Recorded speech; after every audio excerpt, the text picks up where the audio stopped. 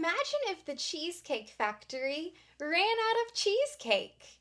That would be ironic. Hi there, it's Shannon, and welcome to another episode of Yay English, your channel for all your English questions. In our current series, we have been learning about figurative language. Remember that figurative language refers to words and phrases that are used to convey a meaning that is not necessarily literal or realistic. Today, we will be answering the question of, what is irony? By the end of today's lesson, you will know what irony is and you will know how to use it. So what are we waiting for? Let's get started. Imagine there was a huge tornado outside and someone looked out the window and said, "Looks like a beach day." That phrase is ironic. When there's a tornado, you definitely don't want to go to the beach. Irony is a contrast between what is expected and what actually happens. It's the opposite of what is meant. There are three types of ironies: situational irony, verbal irony, and dramatic irony. The first one is situational irony.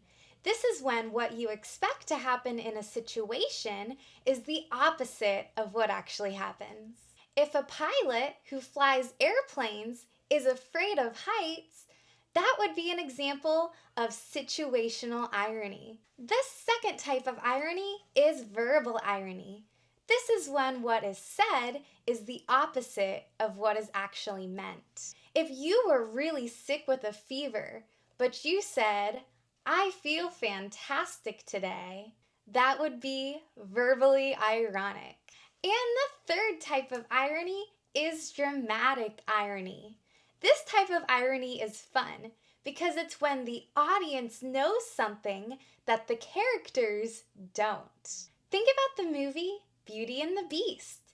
In this movie, the audience knows that the Beast is secretly a prince, but Belle, the main character, doesn't know this. All right, now that we've learned about the three types of ironies, it's time to put our knowledge to the test. I am going to show you some different irony examples, and it's up to you to decide if this is situational irony, verbal irony, or dramatic irony. It's time to step it up. If you were playing basketball with your friend and they missed every shot, and then they turned to you and said, "I should be in the NBA," what type of irony would that be?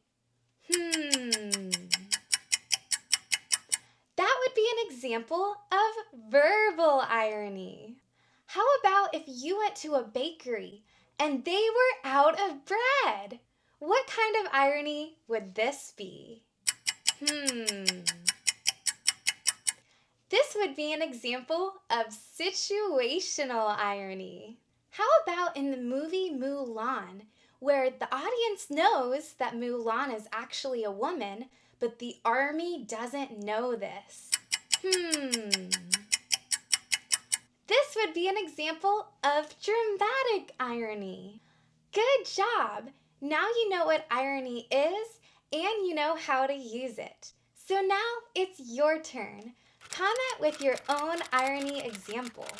Be sure to put if it's verbal, situational, or dramatic. Thank you so much for watching. Go ahead and give this video a big thumbs up, and don't forget to subscribe. I'll see you next time on Yay English!